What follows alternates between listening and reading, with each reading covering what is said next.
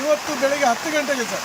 10 ಗಂಟೆಗೆ 10ರಿಂದ 12:30 ತನಕ ಇದೇ ಥರ ನಾವು ನೋಡಿ ಹೆದರಿ ಎಲ್ಲ ಮನೆ ಹತ್ತಿರ ಎಲ್ಲ ಸಿಟೌಟ್ವರೆಗೂ ಬಂದಿದೆ ನೀರು. ನನ್ನ ಮನೆದು ಒಂದು ಅಡಿಕೆ ಗಿಡ ತೋಟದಲ್ಲಿ ನಾವೆಲ್ಲ ಸಾಲ ಮಾಡಿ ಧರ್ಮಸ್ಥಳ ಸಂಘದಲ್ಲಿ 3 ಲಕ್ಷ ತೆಗೆದು ಗಿಡ ನೆಟ್ಟು ಇಷ್ಟು ಕಷ್ಟಪಟ್ಟು ಇವತ್ತು ನಾನೀಗ 4:15ಗೆ ಪಂಚಾಯತಿಗೆ ಹೋಗಿ ಹೇಳಿದಾಗ ಅಲ್ಲಿ ಒಬ್ಬರು ಸಿಕ್ಕಿದ್ರು. ಅವ್ರಿಗೆ ಹೇಳಿದೆ, ಅವ್ರು ಹೇಳಿದ್ರೆ ಸೋಮವಾರದವರೆಗೂ ಪಿ.ಡಿ. ಅಲ್ಲ, ಸೋಮವಾರ GPS ಫೋಟೋ ಮಾಡಬೇಕು, ನಾವು ಸೋಮವಾರ ಬಂದು PDF ಕರ್ಕೊಂಡ್ಬಂದು GPS ಮಾಡಿದ್ಮೇಲೆ ಮತ್ತೆ ನಿಮಗೆ ಅದೇನು ಅಂತ ಮತ್ತೆ ಕೃಷಿ ಇಲಾಖೆಗೆ ತೋಟಗಾರಿಕೆ ಇಲಾಖೆಗೆ ಕೊಡ್ತೀವಿ, ನಾವೆಲ್ಲ ಇದು ಮಾಡ್ತೀವಿ ಅಂತ ಹೇಳಿದ್ದಾರೆ.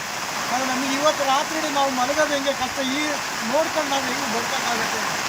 ನಮ್ಮ ಪರಿಸ್ಥಿತಿ ಇದು. ಅವ್ರಿಗೆ ಹೆಚ್ಚಿಗೆ ದೊಡ್ಡ ಇಷ್ಟು ದೊಡ್ಡ ಅಡಿಕೆ ಮರ ಬೆಳೆಸ್ಬೇಕಾದ್ರೆ ನನ್ನ ಹೆಂಡತಿ ರಾತ್ರಿ ನಾನು ನನ್ನ ಹೆಂಡತಿ ಮಕ್ಕಳು ಸಾಕ್ಕೊಂಡು ಸಾಕಿದ್ದು ಕೂಡ ಈ ಪರಿಸ್ಥಿತಿ ಬಂದಿದೆ.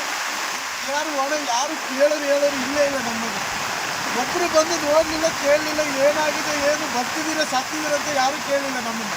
ಈಗ ತಹಸೀಲ್ದಾರ್ ಕೂಡ ಈ ಭಾಗಕ್ಕೆ ಬಂದಿದ್ರು, ಎಲ್ಲರೂ ಬಂದಿದ್ರು, ಮಾಹಿತಿ ನಮ್ಮ ಮನೆ ಹತ್ರ ಯಾರು ಬಂದಿಲ್ಲ. ಅಲ್ಲ, ಮಾಹಿತಿ ಎಲ್ಲರೂ ನೀಡಿದ್ರು ಅವರಿಗೆ. ಮಾಹಿತಿ ಅವರಿಗೆ ನಾವು ತಹಸೀಲ್ದಾರಿಗೆ ಯಾರು ನೀಡಲಿಲ್ಲ. ಆದರೆ ಅವ್ರು ಯಾರ ಹತ್ರ ಕೇಳ್ಕೊಂಡ್ರೆ ಬರ್ಬೋದಿತ್ತು. ಇಲ್ಲೆಲ್ಲ ಪ್ರತಿಯೊಬ್ಬರಿಗೂ ಗೊತ್ತಿತ್ತು. ನನ್ನ ತೋಟ, ಅಶೋಕನ ತೋಟ ಪೂರ ಹೋಗ್ತೀವಿ ಅಂತ ಅವರೆಲ್ಲ ಹೇಳ್ತಿದ್ದಾರೆ.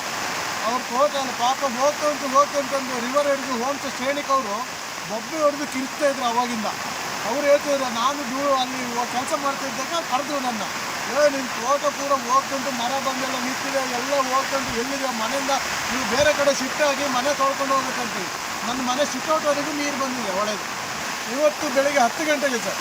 10 ಗಂಟೆಗೆ 10ರಿಂದ 12:30 ತನಕ ಇದೇ ಥರ ನಾವು ನೋಡಿ ಹೆದರಿ ಎಲ್ಲ ಮನೆ ಹತ್ತಿರ ಎಲ್ಲ ಸಿಟೌಟ್ವರೆಗೂ ಬಂದಿದೆ ನೀರು. ನನ್ನ ಮನೆದು ಒಂದು ಅಡಿಕೆ ಗಿಡ ತೋಟದಲ್ಲಿ ನಾವೆಲ್ಲ ಸಾಲ ಮಾಡಿ ಧರ್ಮಸ್ಥಳ ಸಂಘದಲ್ಲಿ 3 ಲಕ್ಷ ತೆಗೆದು ಗಿಡ ನೆಟ್ಟು ಇಷ್ಟು ಕಷ್ಟಪಟ್ಟು ಇವತ್ತು ನಾನೀಗ 4:15ಗೆ ಪಂಚಾಯತಿಗೆ ಹೋಗಿ ಹೇಳಿದಾಗ ಅಲ್ಲಿ ಒಬ್ಬರು ಸಿಕ್ಕಿದ್ರು. ಅವ್ರಿಗೆ ಹೇಳಿದೆ, ಅವ್ರು ಹೇಳಿದ್ರೆ ಸೋಮವಾರದವರೆಗೂ ಪಿ.ಡಿ. ಅಲ್ಲ, ಸೋಮವಾರ GPS ಫೋಟೋ ಮಾಡಬೇಕು, ನಾವು ಸೋಮವಾರ ಬಂದು PDF ಕರ್ಕೊಂಡ್ಬಂದು GPS ಮಾಡಿದ್ಮೇಲೆ ಮತ್ತೆ ನಿಮಗೆ ಅದೇನು ಅಂತ ಮತ್ತೆ ಕೃಷಿ ಇಲಾಖೆಗೆ ತೋಟಗಾರಿಕೆ ಇಲಾಖೆಗೆ ಕೊಡ್ತೀವಿ, ನಾವೆಲ್ಲ ಇದು ಮಾಡ್ತೀವಿ ಅಂತ ಹೇಳಿದ್ದಾರೆ.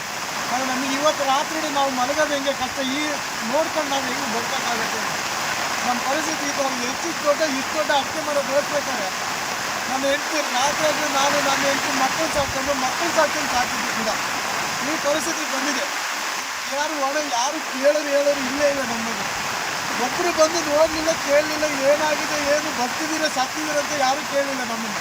ಈಗ ತಹಸೀಲ್ದಾರ್ ಕೂಡ ಈ ಭಾಗಕ್ಕೆ ಬಂದಿದ್ರು, ಎಲ್ಲರೂ ಬಂದಿದ್ರು, ಮಾಹಿತಿ ನಮ್ಮ ಮನೆ ಹತ್ರ ಯಾರು ಬಂದಿಲ್ಲ. ಅಲ್ಲ, ಮಾಹಿತಿ ಎಲ್ಲರೂ ನೀಡಿದ್ರು ಅವರಿಗೆ. ಮಾಹಿತಿ ಅವರಿಗೆ ನಾವು ತಹಸೀಲ್ದಾರಿಗೆ ಯಾರು ನೀಡಲಿಲ್ಲ. ಆದರೆ ಅವ್ರು ಯಾರ ಹತ್ರ ಕೇಳ್ಕೊಂಡ್ರೆ ಬರ್ಬೋದಿತ್ತು. ಇಲ್ಲೆಲ್ಲ ಪ್ರತಿಯೊಬ್ಬರಿಗೂ ಗೊತ್ತಿತ್ತು. ನನ್ನ ತೋಟ, ಅಶೋಕನ ತೋಟ ಪೂರ ಹೋಗ್ತೀವಿ ಅಂತ ಅವರೆಲ್ಲ ಹೇಳ್ತಿದ್ದಾರೆ. ಅವ್ರ ತೋಟ ಅಲ್ಲ ಪಾಪ ಹೋಗ್ತಂತಂದು ರಿವರ್ ಹಿಡಿದು ಹೋಮ್ಸ್ ಶ್ರೇಣಿಕ್ ಅವರು ಬೊಬ್ಬೆ ಹೊಡೆದು ಕಿರ್ತಾ ಇದ್ರು ಅವಾಗಿಂದ.